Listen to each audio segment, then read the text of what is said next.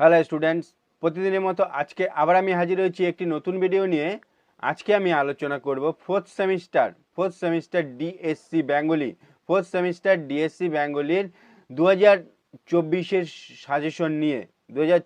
Suggestion নিয়ে আজকে আলোচনা করব। তোমরা যারা আমার চ্যানেলে নতুন তারা চ্যানেলটিকে সাবস্ক্রাইব করে নিবে, তাহলে সবার আগে নোটিফিকেশন তোমাদের কাছে পৌঁছে যাবে। এই সাজেশনটি কি খুবই কিন্তু গুরুত্বপূর্ণ।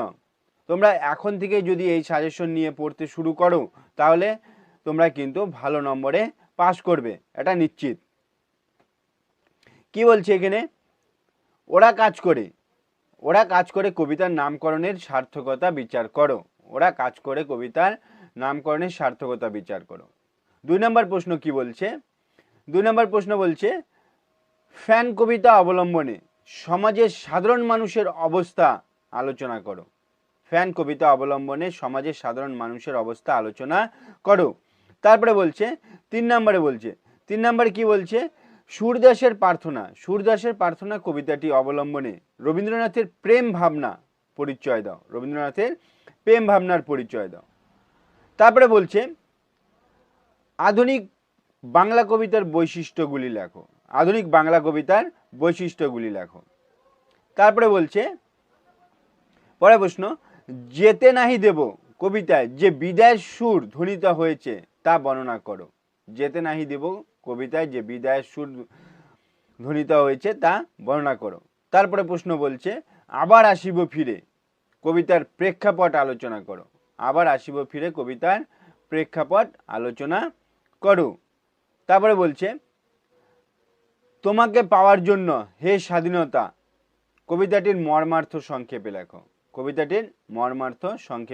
লেখো। পরে প্রশ্ন বলছে রবীন্দ্র অনুসারী ও রবীন্দ্র বিরোধী কবিদের মধ্যে পার্থক্য বুঝিয়ে দাও। রবীন্দ্র অনুসারী ও রবীন্দ্র বিরোধী কবিদের মধ্যে পার্থক্য বুঝিয়ে দাও। তারপরে বলছে জীবন দেবতা কবিতা অবলম্বনে জীবন দেবতার স্বরূপ আলোচনা করো। রবীন্দ্রনাথ ঠাকুরের জীবন দেবতার স্বরূপ আলোচনা করো। পরে প্রশ্ন বলছে আধুনিক কবিতার বিষয়গত তাত্ত্বিকগত বৈশিষ্ট্য লেখো। তারপরে কি বলছে? তারপরে বলছে তোমাকে পাওয়ার জন্য হে স্বাধীনতা কবিতাটির প্রেক্ষাপট লেখো। তারপরে বলছে জীবনানন্দ দাশের আবার আসিব ফিরে কবিতার কবি প্রকৃতির যে পরিচয় দিয়েছেন, প্রকৃতির ভালোবাসার যে পরিচয় দিয়েছেন তা আলোচনা করো। তারপরে বলছে 19 শতকে গীতি কাব্যধারার পরিচয় দাও। তারপরে বলছে রবীন্দ্রনাথ ঠাকুরের নিরুদ্দেশ যাত্রা কবিতার ভাববস্তু বিশ্লেষণ করো।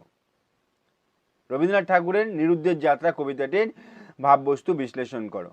এই প্রশ্নগুলো যে দেওয়া হয়েছে এই প্রশ্নগুলোর কিন্তু প্রায় সমস্ত প্রশ্নের উত্তরই কিন্তু দেওয়া আছে, উত্তরগুলো তোমরা দেখে নিবে। তারপরে বলছে সুভাষ মুখোপাধ্যায় যত দূরে যাই কবিতাটির মর্মার্থ বিশ্লেষণ করো। তারপরে বলছে আবার আসিব ফিরে কবিতাটির কাব্য সৌন্দর্য বিচার করো।